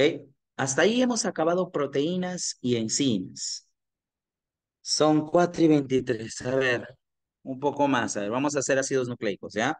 Hasta ahí. ¿Todo claro? ¿Todo entendido? ¿Sí? Hola. Dejen de contar sus experiencias. Vamos a continuar con la clase, por favor, ¿ya? Todo claro entonces. Muy bien. Más claro que su piel, profe. Bacán, gracias. Color chaufa, por siempre y para siempre. Muy bien. Ahí está. Bien. Hablando un poco de la historia de los ácidos nucleicos, tenemos aquí al descubridor de los ácidos nucleicos, Friedrich Miescher. Miescher, el cual descubrió el ADN, descubrió los ácidos nucleicos en una preparación de las células de la pus que extrajo de las vendas de pacientes que tenían enfermedades que estaban en un hospital. Entonces, de esas células de la pus, mediante procesos químicos, logró extraer una sustancia química del núcleo a la cual él llamó nucleína, y se dio cuenta que estas fibras incluso eran abundantes, ¿no? Así que el pobre Miescher, cuando hizo todo ese proceso, dijo, a la Miescher, aquí he aislado algo, he aislado una nucleína. ¿Por qué una nucleína? Porque se ha extraído del núcleo, muy bien, del núcleo, ¿correcto? Sin embargo, si ahondamos un poco más en la historia de la química, de la bioquímica, aparece un personaje principal. ¿Cuál es ese personaje? Claro, de los leucocitos, células blancas de la pus, ahí está es donde abundan. El personaje del cual te estoy hablando es nada más y nada menos que el señor Félix Hoppe Seyler. No escriban en el chat para que no se pierda el nombre, ¿ya? No escriban por un momento. Félix Hoppe Seyler aisló el ARN a partir de un cultivo de levaduras, por si acaso, ¿ya? Félix Hoppe Seyler. Y está claro también que Félix Hoppe Seyler fue uno de los primeros que utilizó el término bioquímica, por si acaso, ¿ya? El término bioquímica. Continuamos entonces. Aparece ahora la figura de este señor, profe. ¿Quién es él? ¿El payaso Krusty de los Simpson? No, este señor es Picard, ¿correcto? Picard. Y Picard descubre qué cosa? Descubre las bases púricas, por si acaso, ¿ya? Descubre las bases púricas. Posteriormente se habla por acá de quién, se habla de las bases pirimídicas y la ribosa descubierta por el señor Kossel. Muy bien, Kossel descubre las bases pirimídicas. Sin embargo, Quien rompe el esquema, quien rompe el esquema en todo esto, ¿quién es? Phoebus Leven. Porque Phoebus Leven descubre la desoxirribosa, la isla, la desoxirribosa, a partir de la nucleína. Y es más, Leven es uno de los primeros que hipotetiza la estructura del ADN. Y él nos habla de la hipótesis, no escriban en el chat, todavía no escriban en el chat, nos hablan de la hipótesis del tetranucleótido. ¿Quién nos da la hipótesis del tetranucleótido? El señor Phoebus Levene. Muy bien, la hipótesis del tetranucleótido. No te preocupes, aquí vamos a ver las bases púricas y las bases pirimídicas. No te preocupes, vuelvo a repetir. La hipótesis del tetranucleótido, ¿quién la da? Phoebus Levene. Una de las primeras hipótesis referidas a quién? Referidas a la estructura del ADN, ¿correcto? A la estructura del ADN. Sin embargo, su hipótesis fracasó. Profesor, ¿y por qué fracasó? Porque su estructura explicaba el orden de una molécula corta y el ADN es una molécula bien larga, entonces no encajaba su hipótesis. Posteriormente, Chargaff emite unas leyes en base a experimentos donde se da cuenta que la concentración de bases púricas es igual a la concentración de bases pirimídicas. Y desde ahí se empieza a deducir que el ADN tiene dos hebras o dos cadenas. Rosalind Franklin es la que va más allá en todo esto, la dama oscura del ADN, que mediante fotografía con rayos X logra tomarle un selfie, una foto al ADN. Esta fotografía se volvió tan famosa que en el mundo es conocida como la fotografía 51. Incluso una actriz llamada Nicole Kidman interpretó en el teatro la vida de Rosalind Franklin, famosa esta mujer. Murió a temprana edad por cáncer de ovarios debido a que se exponía a la radiación, pero el aporte que hizo al descubrimiento de la estructura del ADN es lo máximo. Y a criterio de muchos investigadores en el mundo, a ella se le considera la verdadera descubridora de la estructura del ADN. Desde los vivos es donde aparece Watson y Crick, ¿no? Ahí aparece Watson y Crick. Watson y Crick no es que se hayan copiado o hayan robado trabajos, no, no, no, no, eso jamás. ¿Qué pasó con Watson y Crick?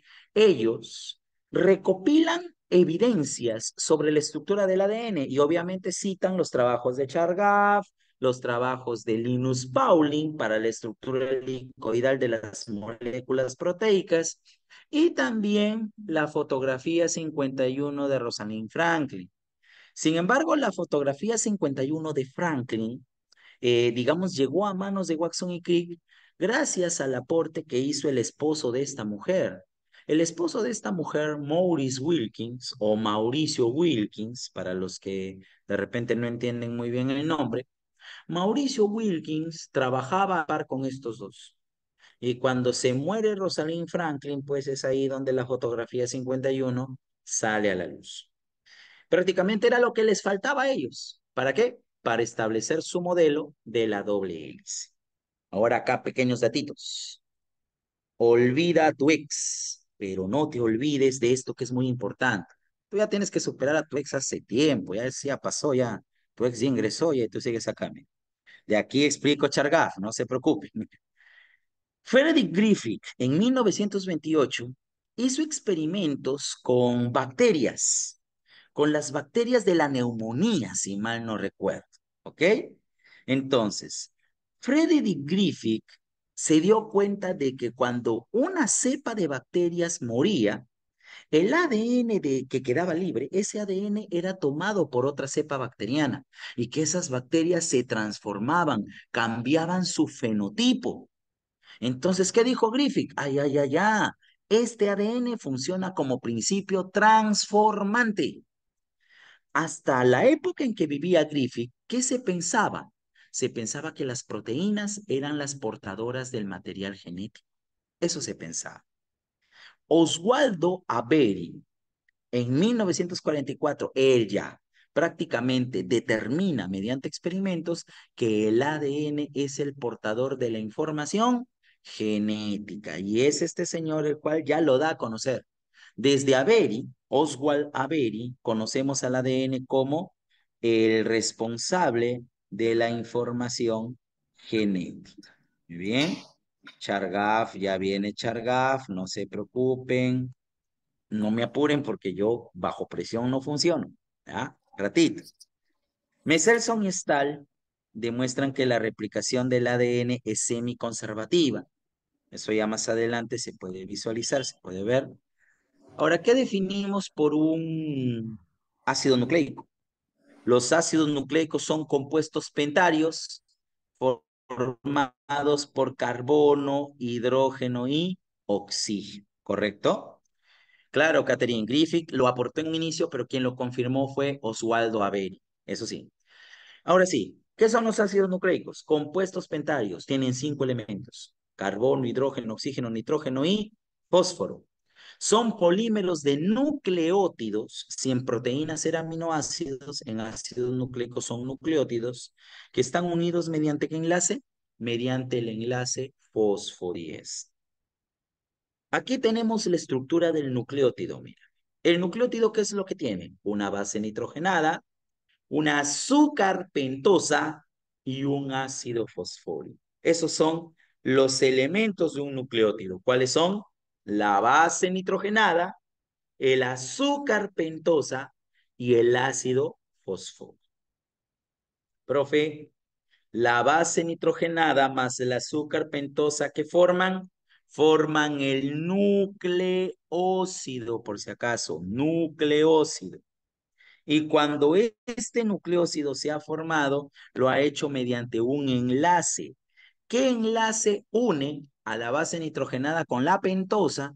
Es el enlace beta N glucosídeo. Muy bien. Profesor, ahora, la pentosa se va a unir con el ácido fosfórico. El enlace que los une acá, la pentosa con el ácido fosfórico, es el llamado enlace fosfoéster. Muy bien, el enlace fosfoéster. ¿Correcto? Ahí está. El azúcar pentosa. Aquí entramos. El azúcar pentosa puede ser ribosa o desoxirribosa, dependiendo del tipo de ácido nucleico. Muy bien. Señorita administradora, una consulta. ¿Dónde está el panel para poder hacer trazos? Oli, señorita, ¿me escucha?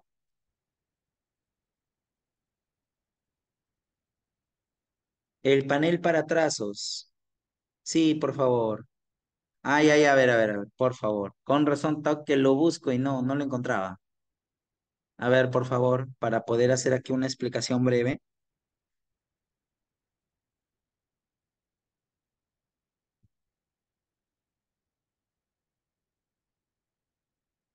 Ya estoy como coanfitrión,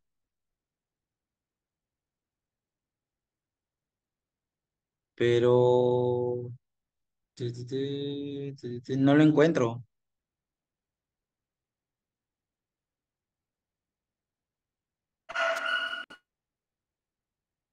Ya, vamos a continuar. Ya no se preocupen, ya. Trataré de ver la forma acá.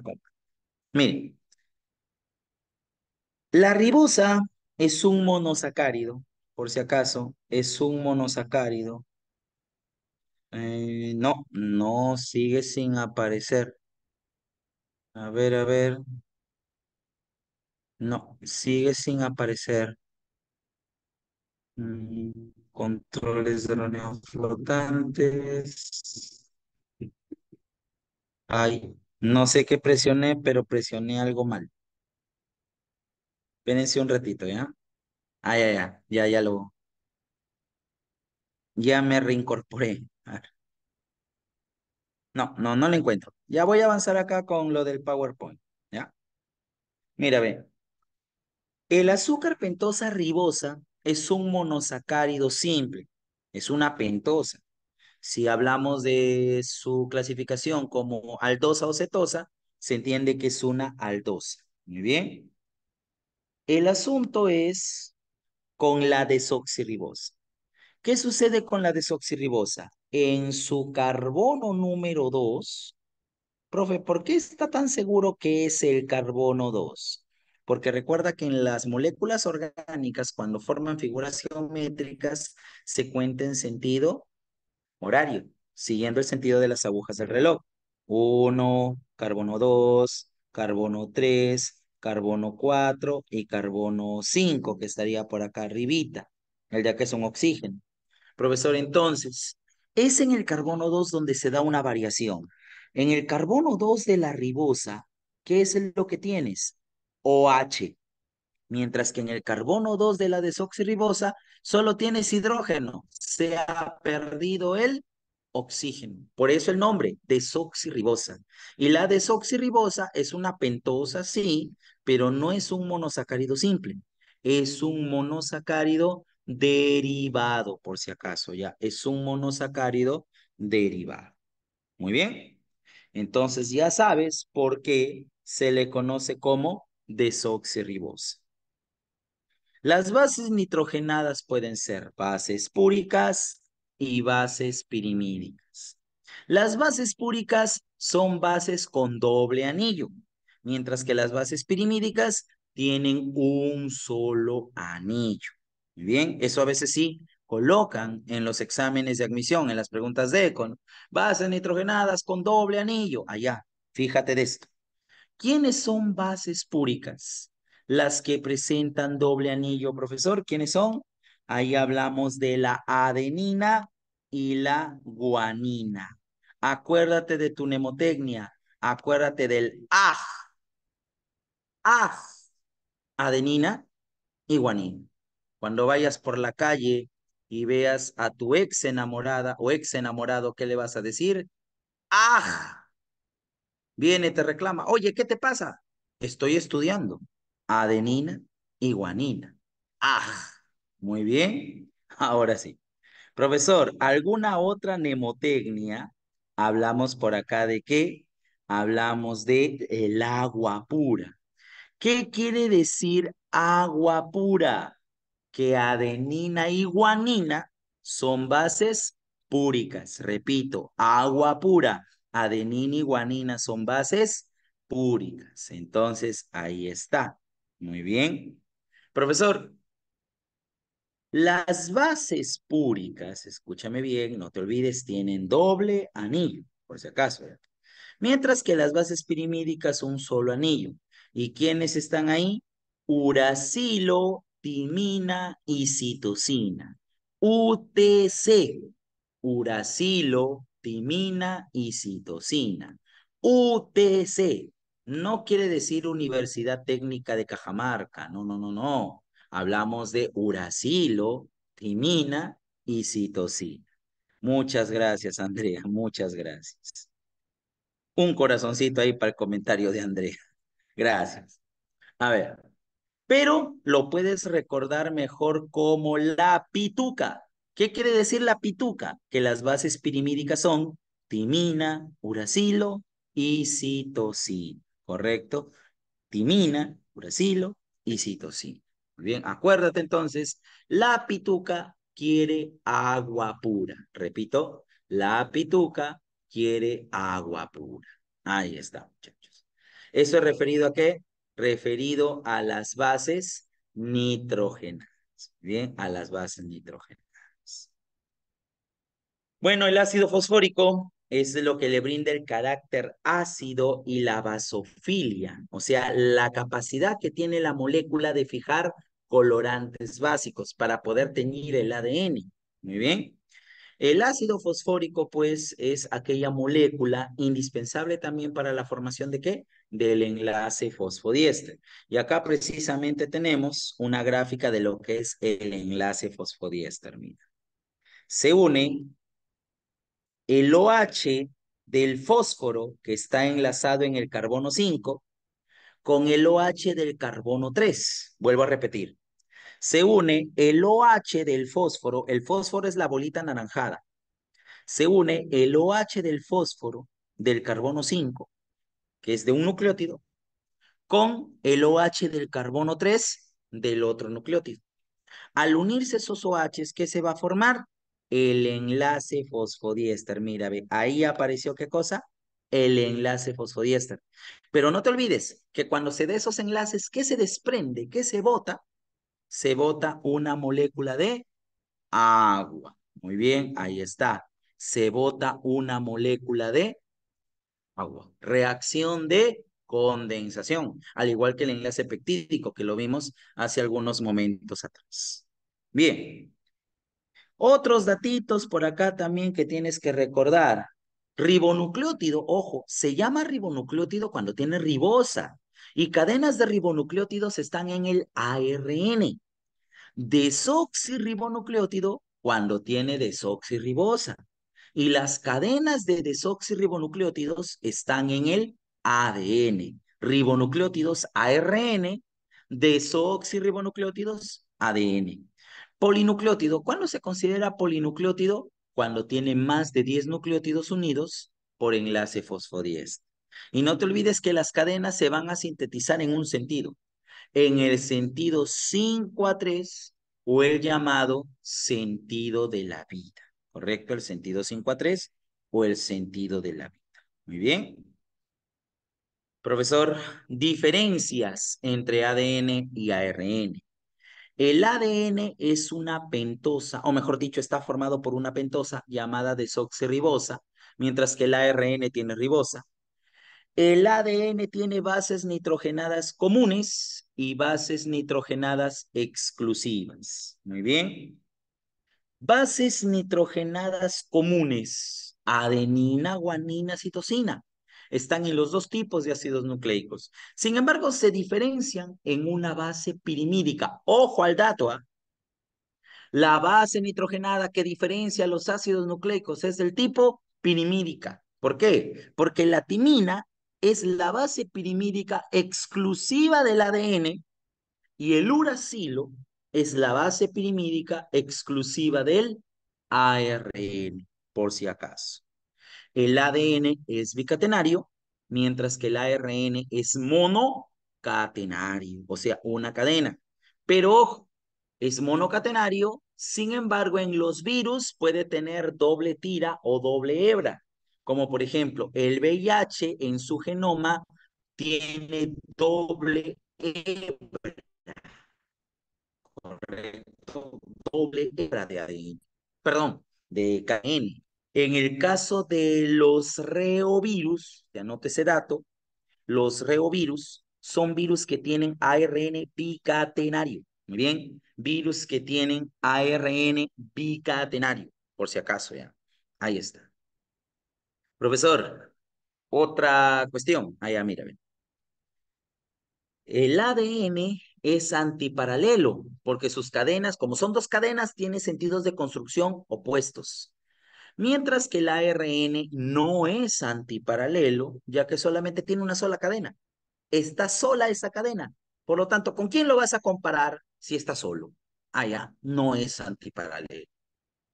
Profesor, el ADN es complementario, tiene dos cadenas. Una cadena se complementa con la otra. ¿Gracias a qué? A que se cumplen las leyes de Chargaff. En cambio, en el ARN no es complementario. ¿Por qué no es complementario? Porque no cumple las leyes de Chargaff. Y aparte porque es una sola cadena. No tiene complemento. Está solo como tú estuviste solo el 14 de febrero, sin complemento. Por lo tanto, no va a haber ese tipo de emparejamiento. Muy bien. Digamos que en el amor tú eres como el ARN, sin complemento. Muy bien. Por dos, me incluyo, me incluyo. Muy bien. Ahora sí.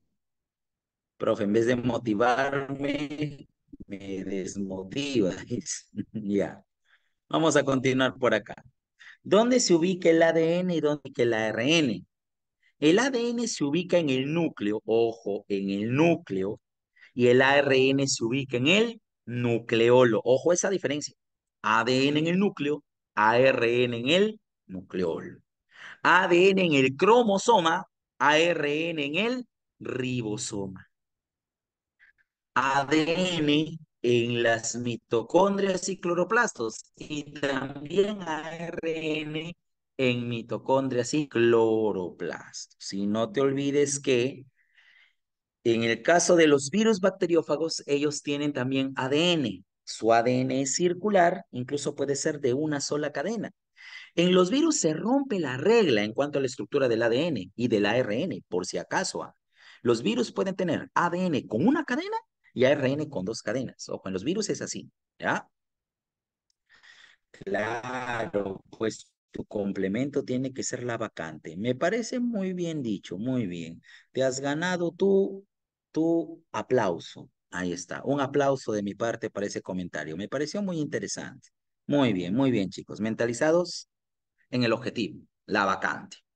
Ahora sí, tipos de ADN. El ADN puede ser viral, procariota y eucariota. Y ya sabes que el ADN eucariota es asociado con proteínas histonas, mientras que el procariota es netamente circular y desnudo. El ADN viral, ¿por qué se dice que es simple? Porque tiene una sola cadena, ¿te das cuenta? En el caso de los bacteriófagos, una sola cadena. Y es desnudo porque tampoco tiene histonas.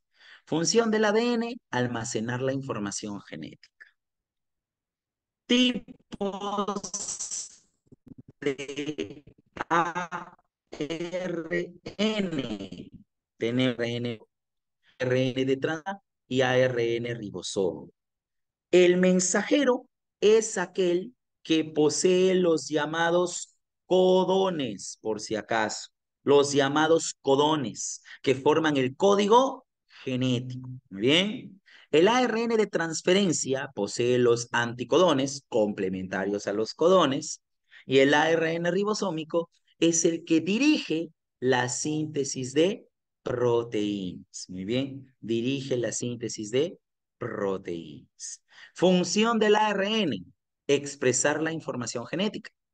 Si el ADN almacena la información, que son las instrucciones para fabricar proteínas, ¿quién sigue las instrucciones para elaborar dichas proteínas? El ARN. Imagina, como si el ADN fuera una receta y el ARN es el cocinero que ejecuta la receta para fabricar o cocinar, mejor dicho, una proteína. Muy bien. Hasta ahí, muchachos. ¿Entendido? ¿Todo claro?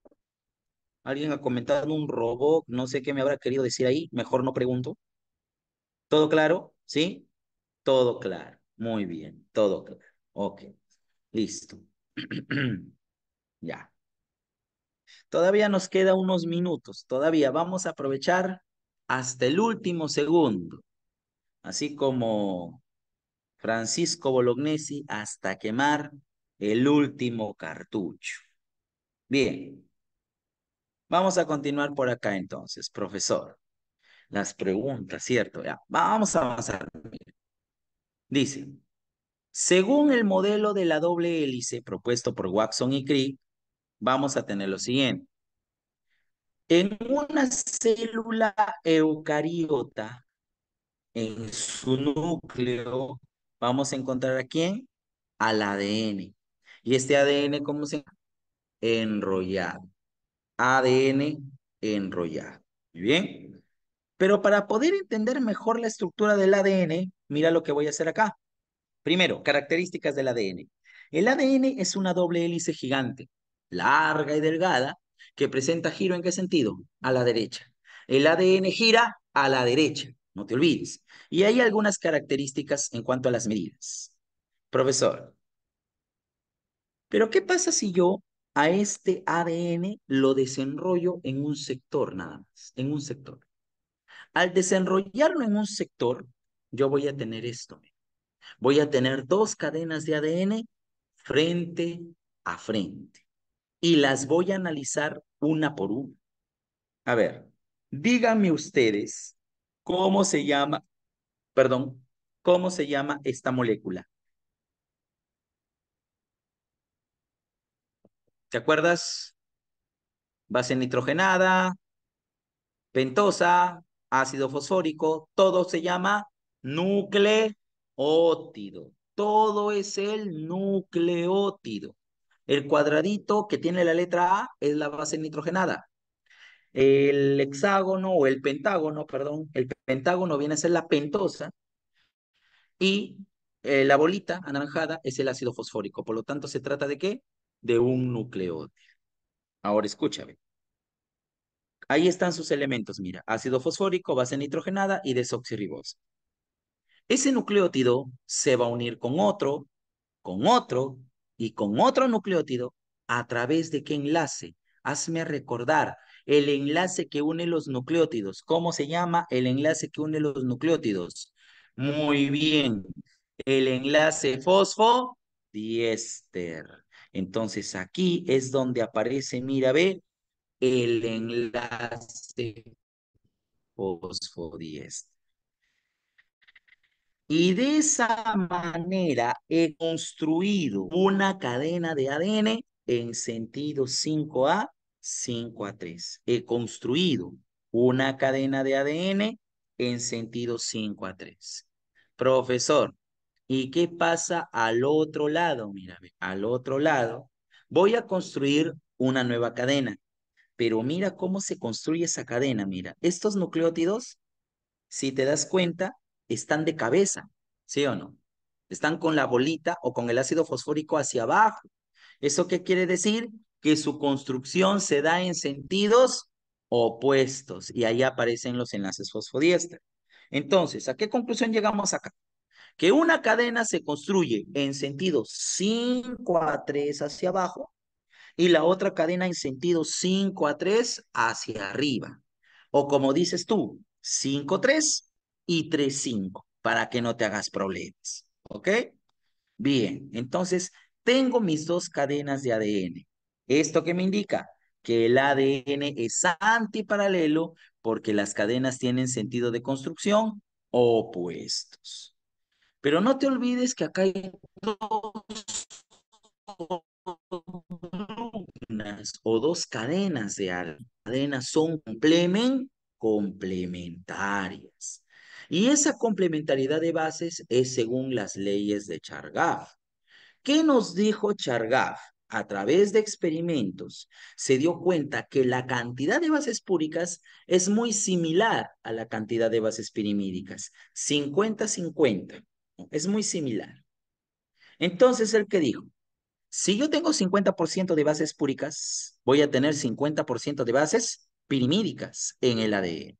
Profesor, entonces, se dio cuenta de que si tú tenías 20% de adenina, vas a tener también 20% de timina.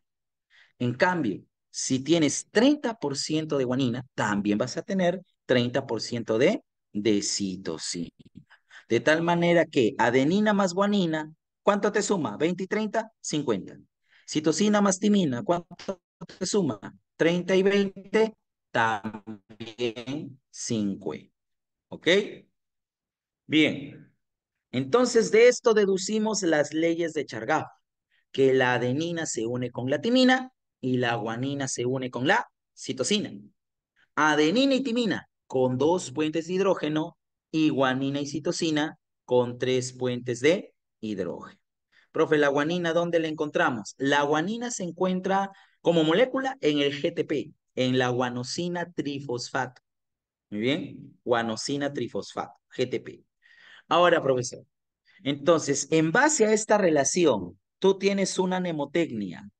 ¿Cuál es tu mnemotecnia? ¿Tú qué vas a decir? Mira, no escriban, por favor, tú vas a decir atento. Viene perdido. Voy a repetir. Atento, ahí viene la Guardia Civil. Atento, adenina y timina, Guardia Civil, guanina y citosina. Muy bien. Adenina y timina con dos puentes de hidrógeno, guanina y citosina con tres puentes de hidrógeno, justo como lo vemos en esta imagen. A con T con dos rayitas y G con C con tres rayitas. Muy bien. No te olvides que el enlace que estabiliza las dos cadenas, que une a las dos cadenas de ADN. ¿Cuál es ese enlace? El puente de hidrógeno. Muy bien. En cuanto a las formas de ADN, tenemos el ADN B, el ADN A y el ADN Z. Muy bien, ADN B, ADN A y el ADN Z. El B es el más abundante y es, digamos, el que estudió Watson y Crick, el ADN B.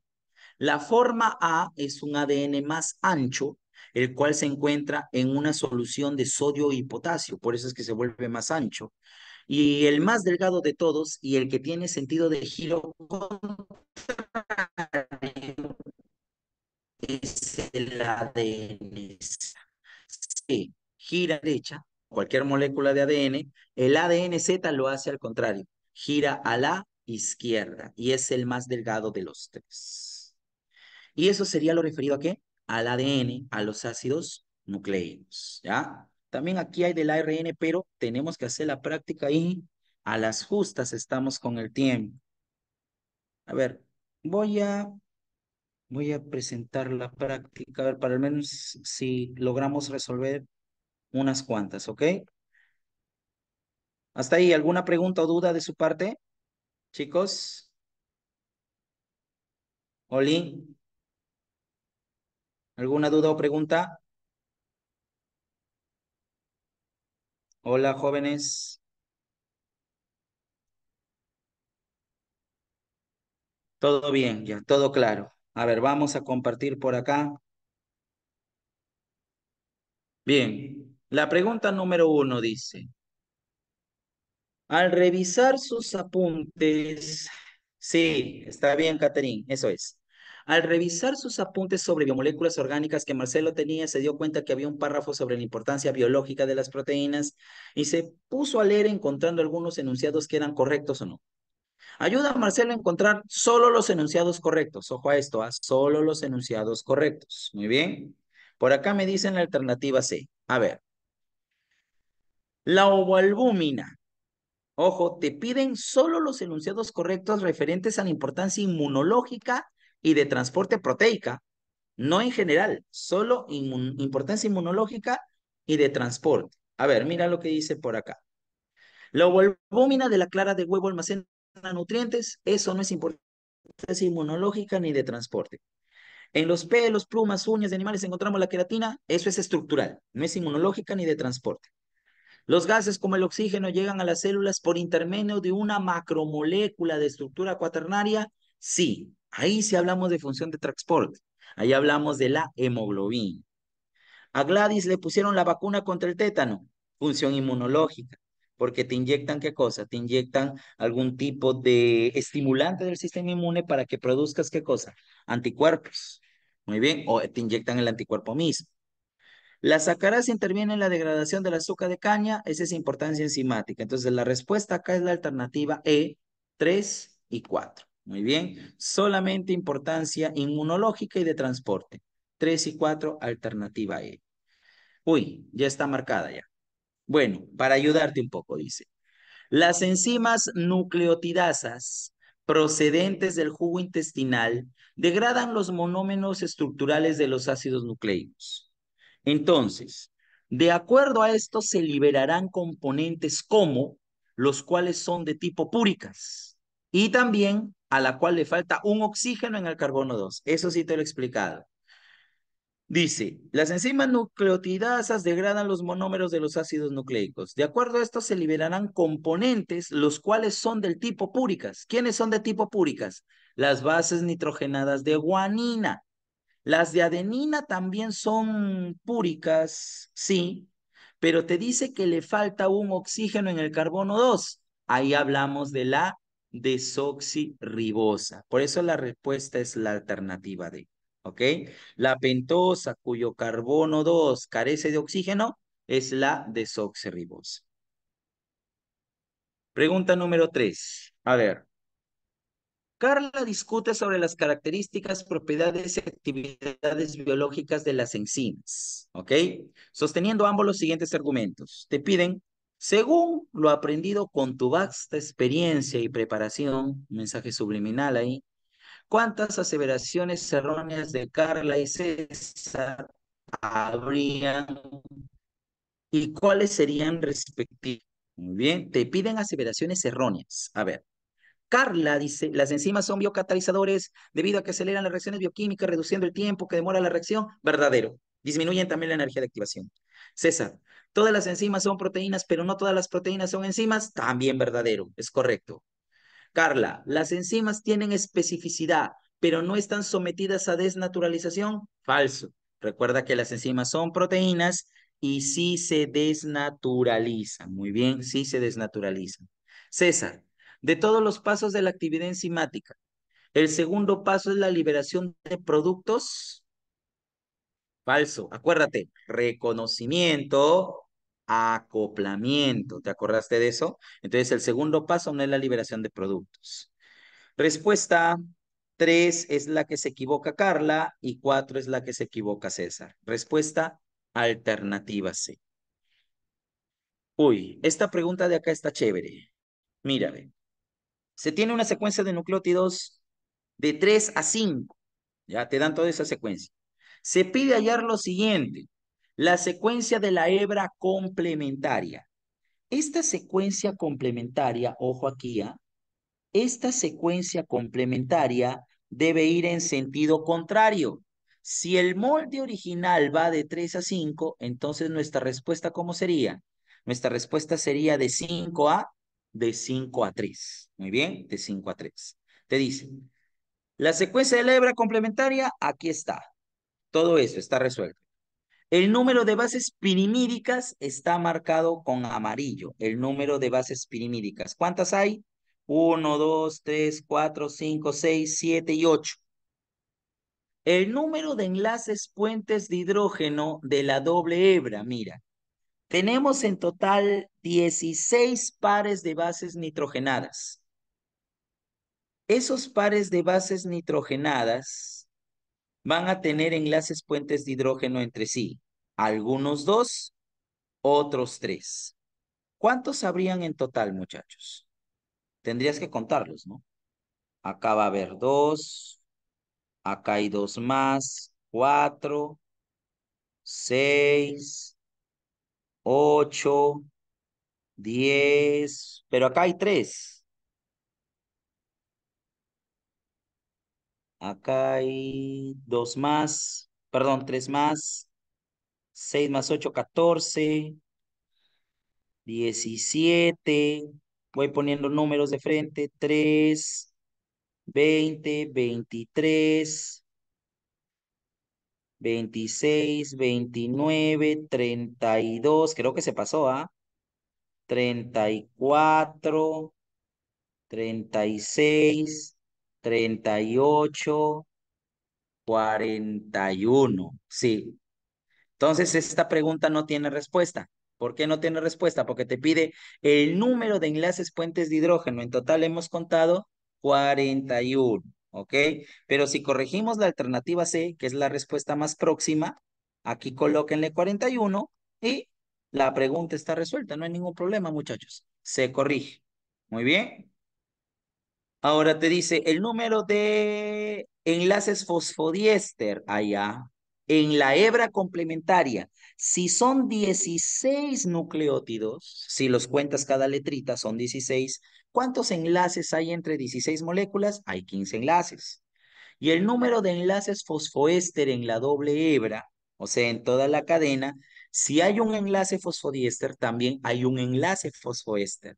Entonces serían 15 fosfodiéster, 15 o 16. Al final se cuenta uno más también. Serían 16 fosfoéster. Como te piden de la doble hebra, 16 más 16, 32. ¿Ok? Entonces, acá la única corrección es el número de enlaces puentes de hidrógeno. No son 32, son 41. Por si acaso, ¿ya? 41. Ok, chicos, creo que ya me pasé del tiempo. Señorita administradora, hola,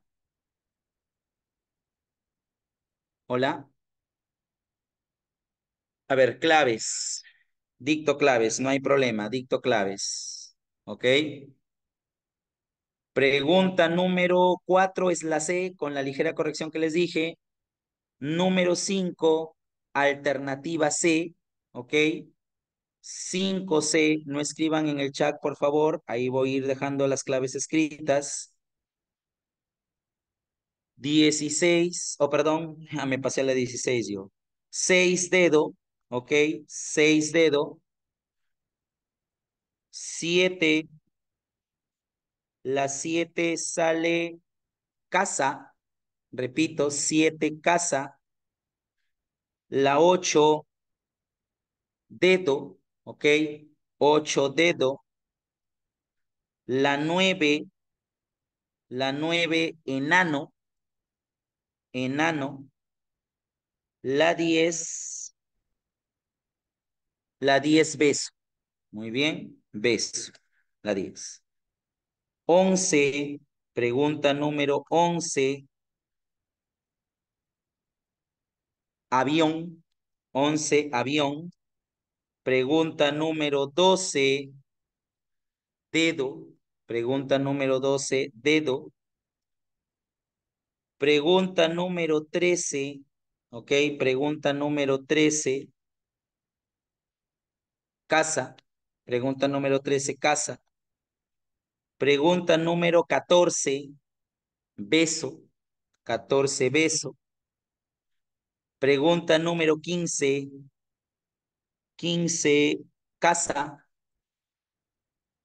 Pregunta número 16, dedo. Pregunta número 17, 17, casa. Pregunta número 18, casa también. Pregunta número 19, enano. Y pregunta número 20 y finalizando, beso. 20 besos. Muy bien, chicos, ahí están sus claves. Ha sido un gusto saberlo conocido, al menos por esta vez. Espero de repente en otra oportunidad poder volver a dictarles. Muy bien, cuídense mucho. Nos vemos hasta otra oportunidad. Muchas gracias a ustedes, ¿correcto? Ok, señorita administradora, no hay problema. Ok, hasta luego. Nos vemos, gracias.